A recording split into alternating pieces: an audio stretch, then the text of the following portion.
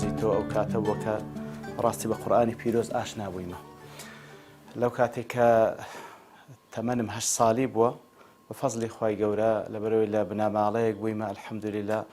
کە من کچکەی ئەو بنەماڵە بووم. برا گەورەکانم زیاتر هانیان دایمە بە پابەندبوون بە دین و ئاوێتەبوون لەگەڵ قورئانی پیرۆز. ئیتر لە 8 ساڵیەوە بە فەزلی خوای گەورە قورئانم ختم کردیە. لەو کاتەڕە هەر خەریک بوویمە لە خزمەتی قورئانی پیرۆزدا هەتاوەکو کاتێکەوە ئینسان دەگاتە تەمەنێک لە حدودی 18 ساڵی زیاتر وەکو لایەنی فکر و بیر و باوەڕ و عەقیدە دادەمەزرێ. لەو کاتەڕە زیاتر بڕیارمدا کە لە خزمەتی ئەو قورئانەدا بژیم و هەتاوەکو ئەو کاتەی ئەو ڕوحەی کە خوای گەورە پێی سپاردینە تەسلیمی دەکەین. زیاتر ئینسان لە حدودی 18 ساڵ لەو کاتێک کە بالذات ئەو کاتێک کە چووم لە بۆ کولیە لەو کاتەدا ینی ئەلحەمدولیلا وەکو سەرەتاش وەکو بنەماڵە لەخوا بە زیادە براکانم زیاتر هانیان دایمە کە پابەند بووم بە خۆڕەوشتی ئیسلام و بە نوێژ و بە عیباداتەکان. بەڵام وەکو باڵم بیر و ڕاو و فکر و تەسەوڕ و وەرگرتنی وەکو مەبدەئێک زیاتر بەسەراحەت لەو قۆناغەی کە چووم لە بۆ کولیە بە فەزلی خوای گەورە ئاشنا بووم بە چەند برایەک لەوێندەرێ. ئەو کاتە ئەوان زیاتر هانیاندام ئەو ئیسلامە بەو شێوەیە وەکو مەبدەئێک کە خەمخۆری بم هەڵی بگرم لە خۆمی بینمەدی و هەروها دەعوە و بانگەوازی لە بۆ بکەم. قورئانی پیرۆز بە گشتی بەڕاستی هەموو ئاەتەکانی یەک مستەوایە سبحان الله هەنی لە کە بە بسم الله الرحمن الرحیم سوورەتی الفاتحە دەست پێ دەکا بە ئەناس لە سوورەتی ئەناس کۆتایی پێدێ لەبەرەوەی هەر هەمووی کەلامی رب العالمینە ولو كان من عند غير الله لوجدوا فيه اختلافا كثيرا. ان كلام غير الله تعالى سبحانه وتعالى تماشا كتابك دنسرتوا لسرتاي حتى كوتاك بنفسي قوته بنفسي بابلي قسيق لسرتاي كيد كان ناوراستي لوانيه عكسكي ياخذ شوازي شي ترباز بكاتن لا لزيغاك كانت بلا كلام رب العالمين وانيه ئەو 30 جزء قورئانە وەکوتما لە سەرەتادا هەتا کۆتایی هەمان قووەتە هەمان بەلاغەتە پڕمانایە ئیتر هەر ئاەتێک بیری بەڵام وەکو دیارە ینی هەندێک ئاەت لە هەندێک ئاەت زیاتر کاریگەری لەسەر خودێک هەیە و جیاواز لەگەڵ خودێکی تر ویاخود هەندێک کات هەیە زیاتر ئەو ئاەتە کاریگەری لەسەر هەبووە بەدەنجی قاریئێک کاتێکەوە بیستیتت کاریگەری زیاتر بووە. فعلا قورئانی پیرۆز هەمووی کاریگەری هەیە بەڵام بەتایبەتی ما بڵێن بەنسبەت خۆم کە باسی بکەم کاتێکەوە ئەو ئاتە دەبیستی بە سەوتێکی خۆش بە تایبەتی مەسەڵەن لە سەوتی منشاوی کە بە حقەتەوە هەر لەو سەرتایە خۆم ناسیوە هەتاکو ئێستاش بەڕاستی زۆر سەرسام بە دەنجوی ڕەحمەتی خوای لێ بخوای گەورە قەبری پڕی نور بکە. کاتێکەوە ئاەتی سوورەتی الحەشر دەخوێنێت لەو ئەنزەلنا هذا القورئان على جبل. ئیتر عەجیبە ینی ئەگەر بیری لێ بکەیتەوە لەگەڵی بژێی لەو ئەنزەلنا هذا القورئان على جبل لرأيته خاشعا متصدعا من خشية الله. ئەین چیایەک بە گەوراتی خۆی بە خۆڕاگری خۆی ئەگەر بێت و قورئانی لۆ دابەزی وایە و ئەو فەهمەی پێبەخشرا بە ئەو ئیدراکە پێبەخشرا بە وەکو ئینسان مکەلەف بە چی لێ بەسەردەهات لرأيته خاشعا متصدعا من خشية الله. بەڕاستی دەلەرزی و هەروها ملکەتی لۆ پەیدا دەبوو لە ترسی الله تعالى سبحانه وتعالى. ئیترەوە یەک لەو ئاەتانێکەوە بەڕاستی زۆر کاریگەر لەسەر دوور دەروون هەیە لەو کاتێک کە ئینسان تەواو خۆی یەکلا دەکاتەوە با بڵێن هەموو مەشاغیلەکان لە مێش خۆی دەردەینی و گوێی لێ ڕادێک فعلا زۆر کاریگەری لەسەرم هەبوو لەسەر زۆربەی موسڵمانان شار بەو شێوەیە. و هەروەها ئاەتی تر لە بۆ نمونە خوای گەورە سبحانه وتعالى کاتێکەوە تەکلیفمان لێ دەکا ادعو إلى سبيل ربك بالحكمة والموعظة الحسنة. خوای گەورە سبحانه وتعالى فەرمانمان پێ دەکات طبعا لە سەرەتادا فەرمانەکە موجهە لە بۆ شخصی پێغەمبەر صلی الله عليه وسلم لە دواییش هەموو ئەو کەسانی کەوە ئیمانیان بە قورئانی پیرۆز هەیە ئیمانیان بە شوێنکەوتەی محەممەد المستەفا صلی الله عليه وسلم مکەلەفە ادعو إلى سبيل ربك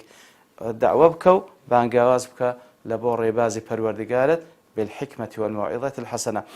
ويأخذ وەکو لە سوورەتی یوسف خوای گەورە دەفەرمی کەوە پیغمبر صلى الله عليه وسلم بوشوي إعلانك قل هذه سبيلي أدعو إلى الله قل هذه سبيلي أدعو إلى الله بوشوي أو الربازي منه ولا إخوي جورش خلشي بانك دكم على بصيرش طبعا دبي ببصيره ببرساو روشني بي أنا هموي آتنو هموي ئەو کەسێکەوە مسلمانە و ئیمانی بە قورئانی پیرۆزەوە شوێن کەوتەی پێغەمبەر صلی الله علیه و سلم وای لێ کەکەوە هەست بە مەسئولیەت سەرشانی خۆی بکە پێویستە ئەو پەیامە هەڵگری بی و هەروها بیگەینی تر بەو شێوەیە دیارەکە ئێمە باز لە خوێندنەوەی قورئانی پیرۆز دەکەین باز لە حفزی قورئانی پیرۆز دەکەین بەڵام حقیقەتەن هەر ئەوەندە کافی نییە وەکو مەسئولیەت سەرشانمان وەکو واجبمان بەرامبەر بە قورئانی پیرۆز بەڵکو هەدەفی سەرەکی لە قورئانی پیرۆز کاتێکەوە دابەزیە بریتە لە جێبەجێکردنی پێویستە وەکو خۆڕەوشتەکانمان بەڕاستی ڕنگدانەوەی خۆڕۆشتی قورئان بی بالفعل وەکو دایکمانە عایشە خوای لە ڕاز لە وەصفی پێغەمبەری خوا صلی الله علیه و سلم دەفەرمێت کان خولقه القورئان بەڕاستی خۆڕەوشتی پێغەمبەر صلی الله علیه و سلم قورئانی پیرۆز بوو و کارپێکردنی قورئانی پیرۆز لە چەندین ئاەت خوای گەورە فەرمانی پێکردینە بەڵکو ئەگەر کەسێک کاتێکەوە قورئان دەخوێنیتەوە کاتێکەوە قورئان تێی دەگا کە واجبی سەرشانمانە هەوڵ بدەین بیخوێنینەوە لێی شارەزاوین تێی بگەین ئەگەر بێت و نەیکاتە عەمەل ئەوە لەو حاڵەتەی قورئانێک دەبتە حوجە لەسەری نابتە حوجە لەبۆی کەواتە قورئان ڕۆژی قیامەت شکایەتی لێ دەکا خوا پەناماندا یا ڕەبی ئیتر زۆر زەرورە بەڕاستی هەدەفی سەرەکی و مەقسەدی کۆتایی لە قورئانی پیرۆز کارپێکردنە ئەوجا لە خۆڕەوشتت لە تەعاملی ڕۆژانەت و هەروەها لە هەڵسوکەوتت لەگەڵ هەموو کەسێک و لە قەدەر مەسئولیەت و هەروەها لە قەدەر دەسەڵاتی خۆت لەسەر خۆتی تەطبیق بکەیت لەسەر عائیلە و بنەماڵە و خێزانەکەت و لە قەدەر مەسئولیەتەکەت لە فەرمانگەیەکی لە با بڵێن جومگەیەکی دەسەڵاتی هەر یەک لە ئێمە بەڕاستی واجبی سەرشانمانە قورئان پیادە بکەین کە بە تەئکیدیش پیادەکردنی قورئانی پیرۆز لە ژیانی ڕۆژانەماندا چ لەسەر مستەوای تاک و فەردێک یان لە مستەوای ئوسرە و خێزانێک یان لە مستەوای دەوڵەت و وڵاتێکدا بە تەئکید مای بەختەوەری دنیا و قیامەت فعلا قورئانی پیرۆز بە حکمەوەی کەوا لە ڕەمانجی ڕەمەزاندا دابەزێ وەکو خوای گەورە باسی دەکاتن شهر رمضان الذي أنزل فيه القرآن وزانان أصلا لبيش زاناش بيغمبر صلى الله عليه وسلم فعلا أو جرنجي كوكو خوينو مراجعي قرآني بيروز لقال جبريل كديتي لرمضان جياواستر ولويك ولا غير رمضان وعلماء زوربي زانايان لما نجي رمضان دا فعلا زوربي خريق بونكاني خويان ولا نايو بسرتشي خريج قرآني بيروز بوينا بەڵام مانای ئەوە نییە کەوە لە غەیری مانجی ڕەمەزان ئێمە واز لە قورئان بینین بەڕاستی ئەوە خراپ حاڵی بوونیەکە لە قورئانی پیرۆز و تێنەگەیشتنە لەو مەبەستەیەکەوە پێغەمبەر صلی الله علیه و سلم فعلا زیاتر ئیحتیمام پێدایە لە مانجی ڕەمەزان بەڵام لە غەیری مانجی ڕەمەزان ئێمە مکەلەفین لە هەر 12 مانگ قورئانی پیرۆز بخوێنین لە هەر 12 مانگ قورئانی پیرۆز جێبەجێ بکەین و هەموو کارێکیش لە ئیسلامدا بە تایبەتی مەسەلەی قورئان کەوە بابڕین کاری سەرەکی هەموو مسلمانێک کە پێویستە لە هەموو کاتێکدا جێبەجێ بکە پێویست بە ئیستقامە هەیە خير أحب الأعمال إلى الله أدومها وإن قل وەکو پێغەمبەر صلی الله علیه و سلم دەفەرمی چاکترین و خۆشەویستترین کردووە لای رب العالمین ئەوەی کەوە بەردەوام بی لەسەر شتێک ئەگەر کەمیش بی کەواتە بەڕاستی هەڵەیەکی زۆر گەورەیە زۆربەی مسلمانان فعلا بەس لە مانجی ڕەمەزاندا خەریکی ختمی قورئان خوێندنەوەی قورئان پیرۆزن لە غەیری مانجی ڕەمەزان وازی لێدێن جاری وا هەیە فعلا ساڵ دەسوڕێتەوە حتا وەکو دەگاتەوە ڕەمەزان لاپەڕێک لە قورئان ناخوێنی یاخود بشخوێنیتەوە کەمی لێ دەخوێنیتەوە کە بەڕاستیەوە جەفایە وشتیە بەرامبەر بە قورئانی پیرۆز کەوە بەحەقەت ئەوە سونەت و سیرەی پێغەمبەر نەبووە صلی الله علیه وسلم ئەوە ڕێوشوونی عولەما نەبووە ڕەحمەتی خۆیان لێ بیتن لێ پێویستە گرنجیدانمان بە قورئانی پیرۆز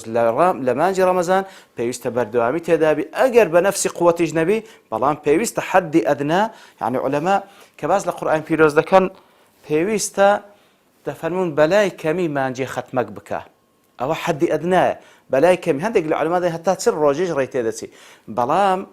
ناکرێ وازی لێ بینی مانگت بەستەدا بسوڕێتەوە جوزئێکی قورئان نەخوێنی و بەڕاستیەوە دەفەرمون وەکو ئیبن القەیم ڕەحمەتوڵڵی عەلەیه دەفەرمێت لەوانەیە جۆرێک بی لە جۆرەکانی هەجر کە پێغەمبەر صلی الله علیه وسلم شەکوا لە ئومەتەکەی دەکا ئین قەومی اتەخەذوا هذا القورئان مەهجوورا بەڕاستی فەزلی خوایە الحەمدولله لەگەڵی کردینە الحەمدولله الذي هدانا قورئان هەموو ژیانی پێبەخشینە قورئان بەڕاستی یعنی سەعادەت و بەختەوەری قورئان واتە دیتنەوەی ڕێگا قورئان واتە خواناسی قورئان واتە خۆناسی یعنی فعلا بەبێ قورئان ژیان هیچ مانایەکی نییە بەبێ قورئان ژیان تاریکە و یەقینیشم وایە هەر ئەو قورئانەیە ناو قەبریشمان لۆ ڕۆشن دەکاتەوە یەقینیشم وایە هەر ئەو قورئانەیە قبر و قیامەتیشمان و هەروە تکاکاریشمانە لە قیامەت ئیتر قورئان هەموو ژیانە بەڕاستی